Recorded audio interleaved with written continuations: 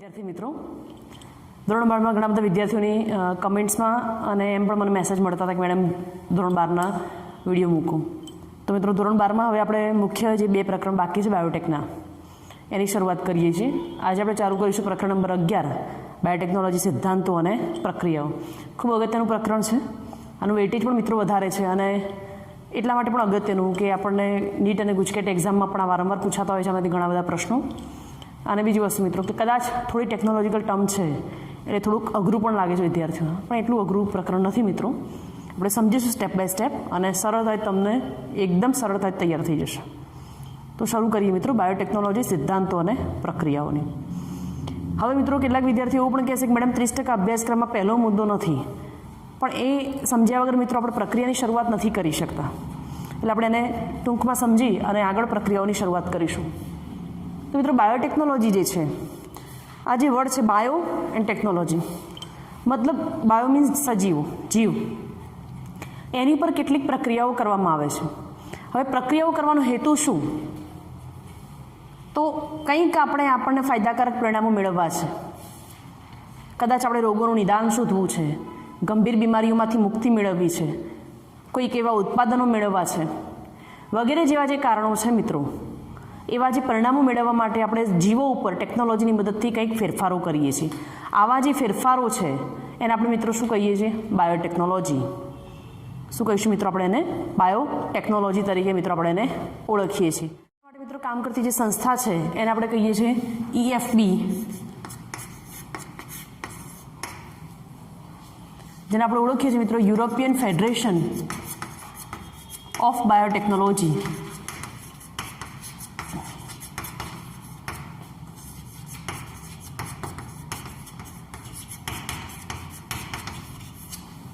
આ સંસ્થા biotechnology related research પર, સંશોધનો ઉપર કામ કરે છે મિત્રો. તો હવે આપણે સીધા બાયોટેકનોલોજીના સિદ્ધાંતોની વાત કરીએ. તો બાયોટેકનોલોજી છે મિત્રો બે મુખ્ય સિદ્ધાંતો પર કામ કરે છે. એનો જે પહેલો સિદ્ધાંત છે જેને આપણે કહીએ છીએ મિત્રો જનીન ઇજનેરી વિદ્યા.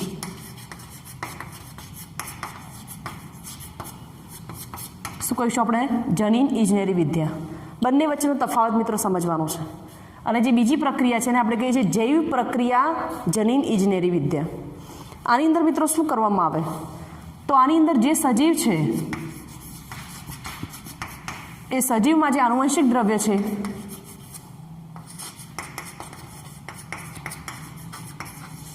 એટલે કે આપણે કોને કહીએ છીએ? DNA. આ DNAમાં મિત્રો ફેરફાર કરી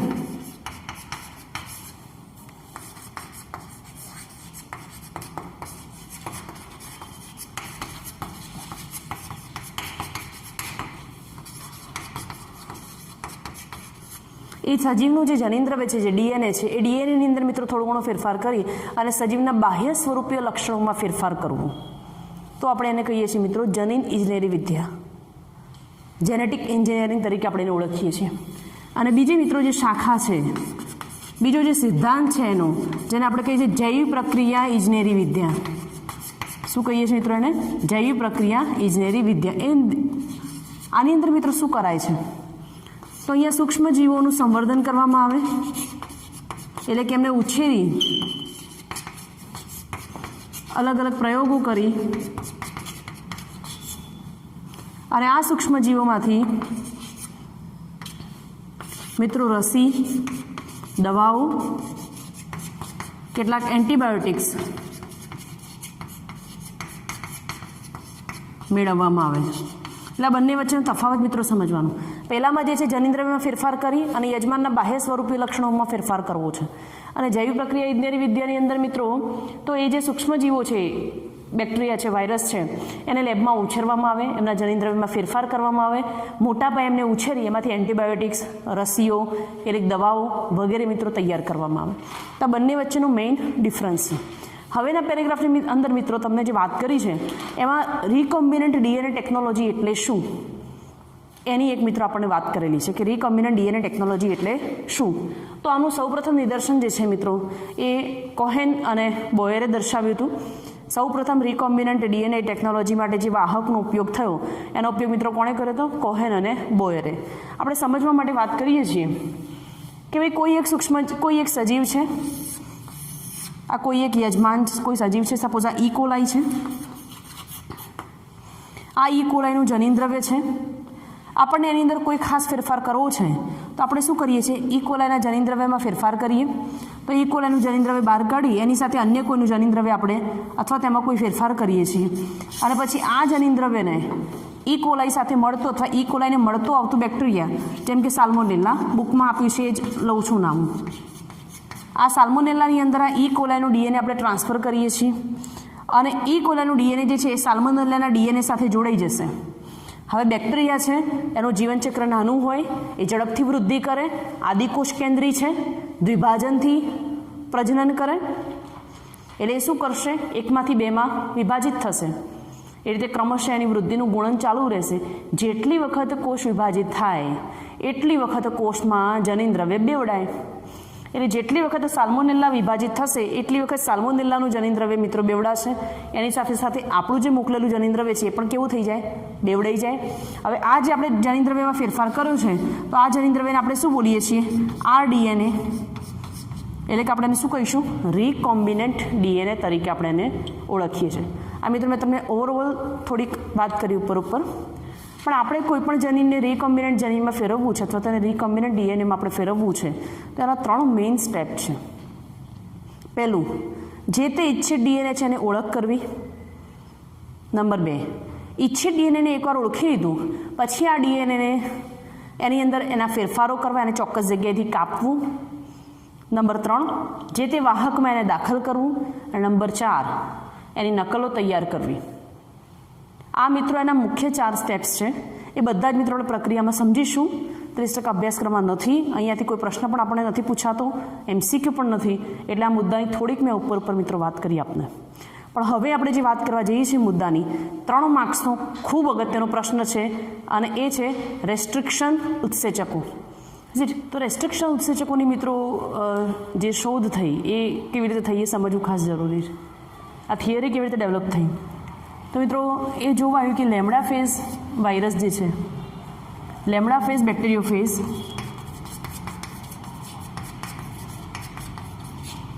અને ઈ કોલાઈ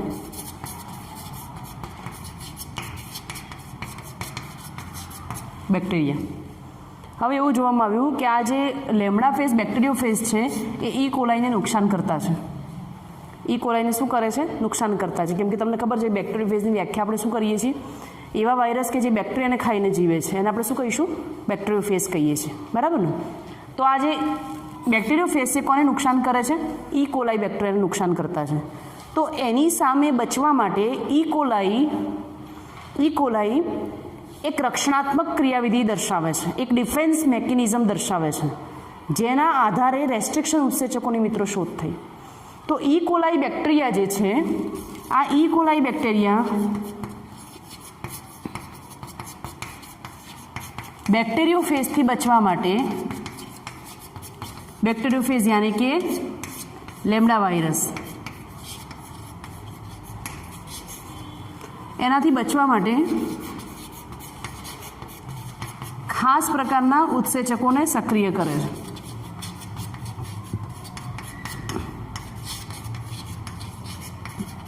અને આ જે ઉત્સેચકો છે એ ઉત્સેચકો આ લેમડા ફેઝ વાયરસ જે છે, આ લેમડા ફેઝ વાયરસના જનીન દ્રવ્ય એટલે કે આરએનએને, ડીએનએ આરએનએને કાપી નાખે છે. અને કાપી નાખે છે એટલે આ જે છે ટુકડાઓમાં વહેંચાઈ જાય છે અને ટુકડા થઈ જવાના કારણે એ વાયરસ પછી બેક્ટેરિયાને નુકસાન કરતા રહેતો નથી, એટલે કે પોતાની નકારાત્મક અસરો દર્શાવી શકતો નથી. તો આ રીતે ઈ કોલાઈ બેક્ટેરિયાએ વાયરસ સામે બચવા, લેમડા વાયરસ સામે બચવા પોતાના શરીરની અંદર ખાસ પ્રકારના ઉત્સેચકો ઉત્પન્ન કર્યા, જેણે ડીએનએના ટુકડા કરી નાખ્યા. અહીંયાથી મિત્રો શોધ થઈ રેસ્ટ્રિક્શન ઉત્સેચકોની. અને આ જે રેસ્ટ્રિક્શન ઉત્સેચકો છે એને 2 અલગ અલગ સ્વરૂપોમાં શોધી શકાયા, 2 અલગ અલગ સ્વરૂપોમાં એને શોધી શકાય મિત્રો. કોહેન એમાં અગત્યના વૈજ્ઞાનિક છે, આર્બર અગત્યના વૈજ્ઞાનિક છે, એની અંદર નામ યાદ રાખજો તમે, કોહેન છે, આર્બર છે, આ વૈજ્ઞાનિકો છે. રેસ્ટ્રિક્શન ઉત્સેચકોની શોધમાં ઓ હેમિલ્ટનનું નામ પણ આગળ આવે છે. આ 3 વૈજ્ઞાનિકો જે રેસ્ટ્રિક્શન ઉત્સેચકોની શોધ સાથે જોડાયેલા છે. આના ઉપરથી એમને આવું થયું કે જો બેક્ટેરિયા પોતે ડીએનએને કાપી નાખવા માટે એવા ખાસ પ્રકારના ઉત્સેચકો ધરાવતું હોય તો શા માટે એને અન્ય સજીવોના ડીએનએમાં સુધારા કરવા માટે ન વાપરવું. આ એક મિત્રો અહીંયા પ્રશ્ન હતો, એક વિચાર ઉદ્ભવ્યો અને એનાથી મિત્રો શોધ થઈ આપણા રેસ્ટ્રિક્શન ઉત્સેચકોની. હવે રેસ્ટ્રિક્શન ઉત્સેચકોની આ જે શોધ છે મિત્રો,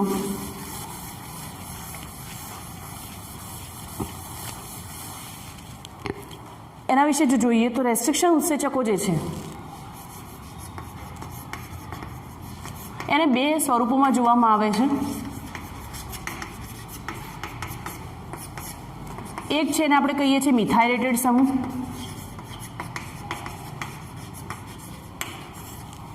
મિથાઇલેટેડ સમૂહ જે ઇચ્છિત ડીએનએ સાથે જોડાય છે,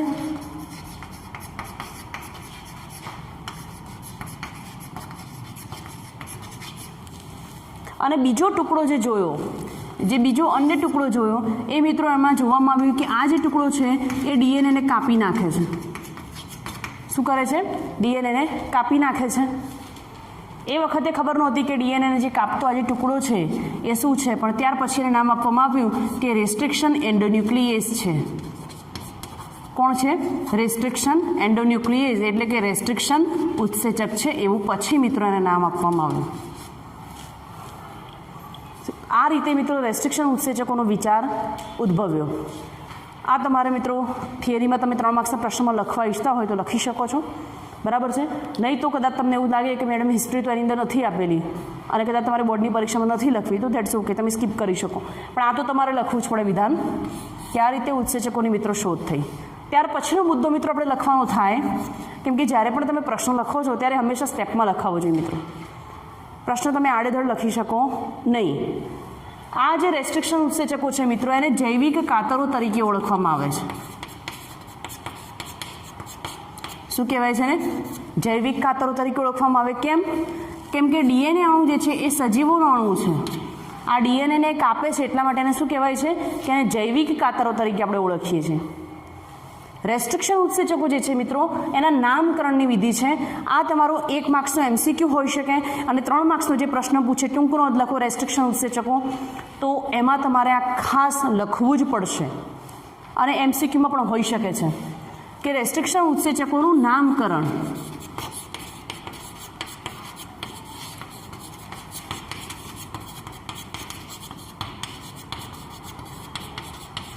ખૂબ અગત્યનો મુદ્દો છે મિત્રો, ધ્યાનમાં રાખવાનું તમારે. અને રેસ્ટ્રિક્શન ઉત્સેચકો તરીકે મિત્રો આપણે પહેલાં જે લીધું છે એ એક્ઝામ્પલ તરીકે એક લઈએ છીએ. કયો? ઇકો R1, બરાબર છે. હવે કોઈ પણ રેસ્ટ્રિક્શન ઉત્સેચકનું નામ કેવી રીતે અપાય છે એ આપણે સમજીએ છીએ. હું થોડુંક છૂટું છૂટું લખું છું જેથી આપણને નીચેના ભાગોની ખબર પડે.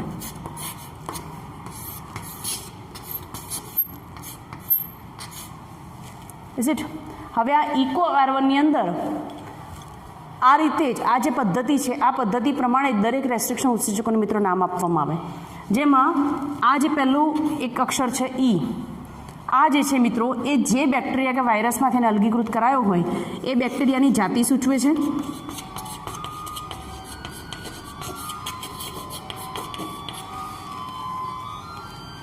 આ જે 2 લીટર છે એ બેક્ટેરિયાની પ્રજાતિ સૂચવે છે.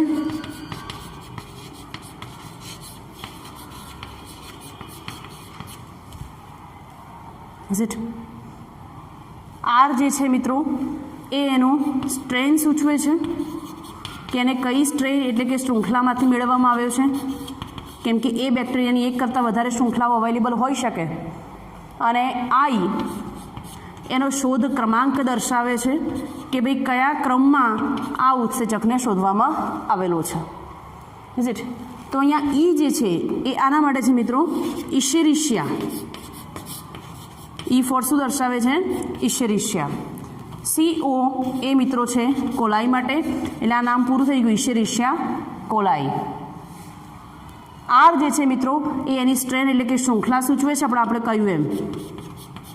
અને આ પ્રથમ ક્રમે શોધાયેલો છે એટલે કે ઈ કોલાઈ બેક્ટેરિયામાંથી સૌ પ્રથમ અલગીકૃત કરાયેલો ઉત્સેચક કયો છે? Eco R1. હું એવું નથી કહેતી કે રેસ્ટ્રિક્શન ઉત્સેચકોમાં સૌથી પહેલો શોધાયેલો EcoR1 છે, હું નથી કહેતી. હું એમ કહું છું કે ઇકોલાઈ બેક્ટેરિયામાંથી સૌથી પહેલો શોધાયેલો ઉત્સેચક જે છે કયો છે? EcoR1 છે.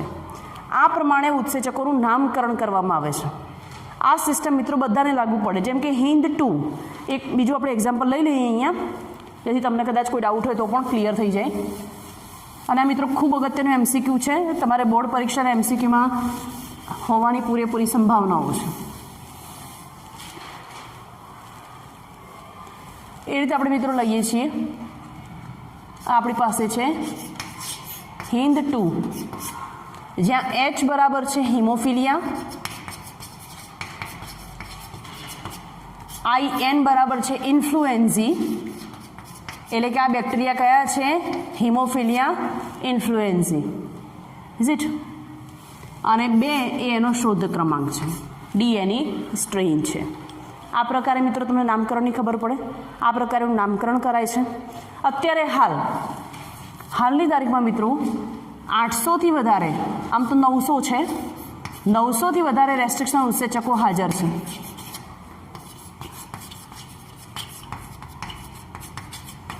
એટલે કે 230 બેક્ટેરિયામાંથી લગભગ 800થી વધારે રેસ્ટ્રિક્શન ઉત્સેચકોને મિત્રો અલગીકૃત કરી શકાયા છે, અને એ બધા અવેલેબલ છે. ટોટલ જે રેસ્ટ્રિક્શન ઉત્સેચકો છે મિત્રો, એની સંખ્યા રેફરન્સ પ્રમાણે અકોર્ડિંગ ટુ અધર જર્નલ્સ લગભગ 3000થી વધારે રેસ્ટ્રિક્શન ઉત્સેચકો છે. અને રિસ્ટ્રિક્શન ઉત્સેચકોમાં 800થી વધારે કોમર્શિયલી એટલે કે મેડિકલ સ્ટોર્સ પર અવેલેબલ છે. જે સંશોધન માટેની લેબ છે એના માટે મિત્રો 800થી વધારે કોમર્શિયલ લેવલ પર અવેલેબલ છે. પણ આપણી બુકના આંકડા પ્રમાણે 900થી વધારે રેસ્ટ્રિક્શન ઉત્સેચકો 230 બેક્ટેરિયામાંથી મિત્રો અલગ કરી શકાયા છે. અને આ જે ઉત્સેચકો છે એના 2 મુખ્ય પ્રકારો છે મિત્રો. કામના આધારે એમના 2 પ્રકાર પાડેલા છે. શેના આધારે એમના 2 પ્રકાર પડેલા છે? તો કામના આધારે મિત્રના 2 પ્રકાર પડેલા છે. એ 2 પ્રકારમાં આપણે લખીશું કે એન્ડોન્યુક્લિયસ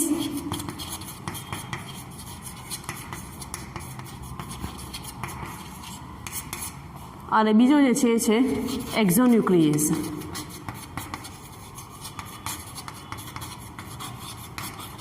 બે પ્રકાર આપણે પડેલા છે, એન્ડોન્યુક્લિયસ અને એક્ઝોન્યુક્લિયસ. શેના આધારે આપણે પ્રકારો પડ્યા છે? તો આ જે એન્ડોન્યુક્લિયસ છે એ ડીએનએની શૃંખલાને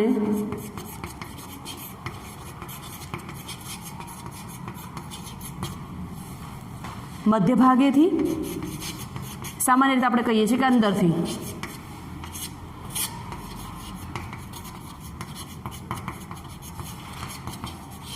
આપણે એવું પણ બોલી શકીએ ઈચ્છિત જગ્યાએથી કાપે છે.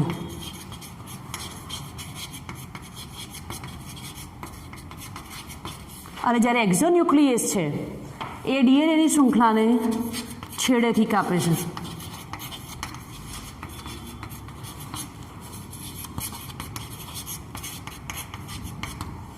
આ બંને મિત્રોના પ્રકારો છે એન્ડોન્યુક્લિયસ અને એક્ઝોન્યુક્લિયસના.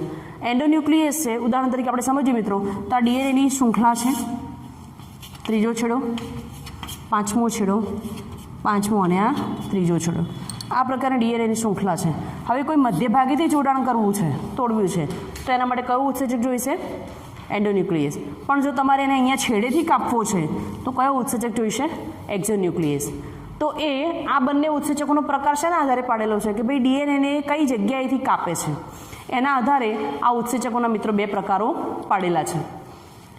હવે મિત્રો આ બંને ઉત્સેચકો એને કેવી રીતે કાપે છે એની મિત્રો આપણે વાત કરવાની છે કે આ બંને ઉત્સેચકો કામ કેવી રીતે કરે છે અને ડીએનએ શૃંખલાને જે છે એ કેવી રીતે કાપે છે એ મિત્રો તમારે અત્યારે હાલ અહીંયા સમજવાનું છે.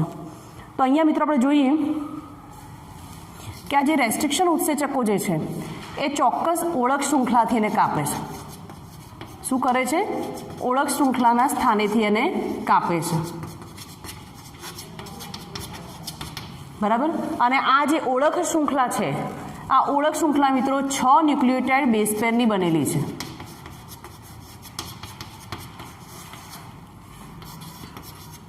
સામાન્ય રીતે ઓળખ શૃંખલામાં કેટલા ન્યુક્લિયોટાઇડ બેઝ પેર હોય? તો મિત્રો એ કેટલા છે? 6 ન્યુક્લિયોટાઇડ બેઝ પેર્સ છે. આ 6 ન્યુક્લિયોટાઇડ બેઝ પેર્સના સ્થાનેથી એ ઓળખ શૃંખલા કે એ જે ઉત્સેચક છે એ ડીએનએ શૃંખલા પર જ્યાં જોડાય ત્યાં એ પોતાની ઓળખ શૃંખલાને ઓળખે છે અને ત્યાંથી જ એને કાપશે. એનો અર્થ એવો થાય મિત્રો, ડીએનએની શૃંખલામાં આપણે કોઈ ચોક્કસ જગ્યાએથી એને કાપવો છે ટુકડાને, તો જો એ ચોક્કસ પ્રકારની ઓળખ શૃંખલા ધરાવતો હોય તો એ જગ્યાએથી જ એને કાપી શકશે. ઉદાહરણ તરીકે આપણી પાસે છે કે ભાઈ EcoR1, તો EcoR1ની ઓળખ શૃંખલા શું છે? GAATTC. તો ડીએનએની શૃંખલામાં સપોઝ તમારી આ ડીએનએ શૃંખલા છે,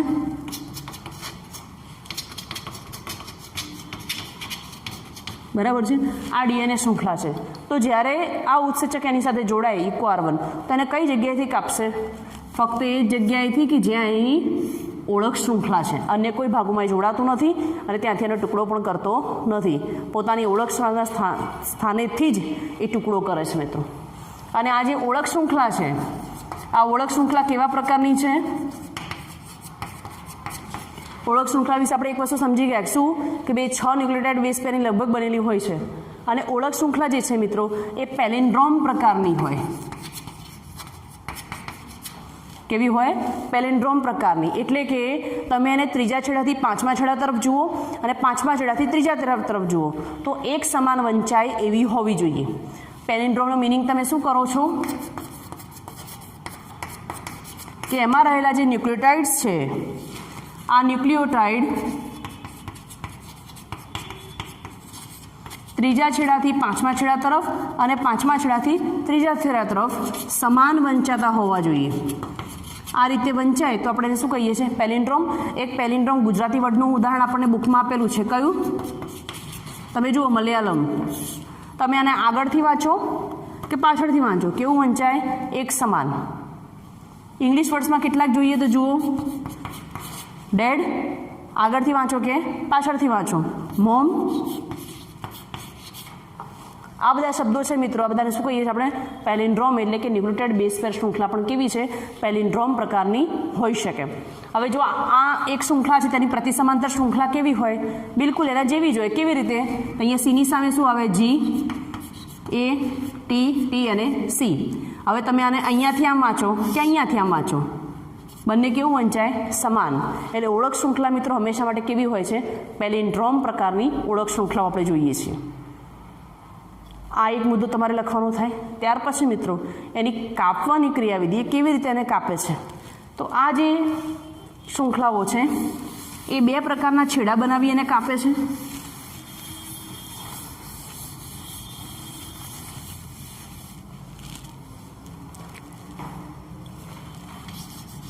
એકને આપણે કહીએ છીએ મિત્રો ચીપકુ છેડા અને બીજાને આપણે કહીએ છીએ બુઠ્ઠા છેડા. પણ બુઠ્ઠા છેડા વિશે મિત્રો તમને બુકમાં માહિતી નથી આપી, બરાબર છે.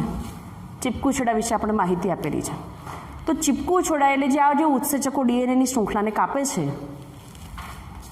આ ડીએનએની શૃંખલાને જ્યાંથી કાપે એને સમાન છેડેથી કાપે છે.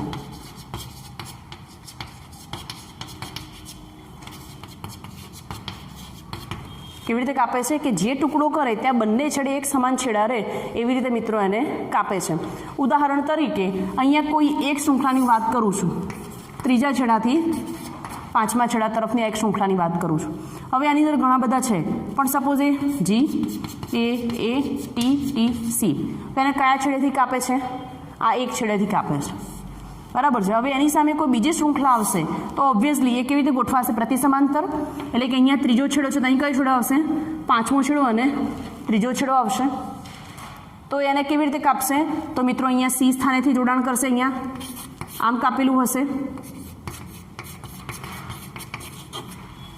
આ રીતે કાપેલું હોય તો જ આ બંને શૃંખલાઓ વચ્ચે હાઇડ્રોજન બંધ બની શકે, નહીં તો હાઇડ્રોજન બંધ બની શકે નહીં.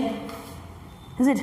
તો ચીપકુ છેડા કેવી રીતે કાપે છે? તો બંનેને એક સમાન છેડા મુક્ત રહે એવી રીતે એને કાપે છે અને એના કારણે આવીને નવી ડીએનએ શૃંખલા એની સાથે જોડાઈ શકે એ રીતે એને કાપવાનું કામ કરે. એટલા માટે મિત્રો આપણે શું કહીએ છીએ? ચીપકુ છેડા તરીકે ઓળખીએ છીએ. જ્યારે બુઠ્ઠા છેડામાં એ શું કરે છે? તો બંને સમાન છેડાથી કાપે છે. એટલે કે બંને ન્યુક્લિયોટાઇડના છેડા કેવા છે? સમાન છે. આ રીતે એને કાપવું જોઈએ પ્રતિ સમાંતર, પણ બંનેના છેડા કેવા છે? સમાન છે. મોટાભાગના ઉત્સેચકો આ પ્રકારે કામ કરે છે. કયા પ્રકારે? ચીપકુ છેડાથી. અને આ જે ચીપકુ છૂટા છેડા છે એ એકબીજા સાથે મિત્રો હાઇડ્રોજન બંધ વડે જોડાય છે.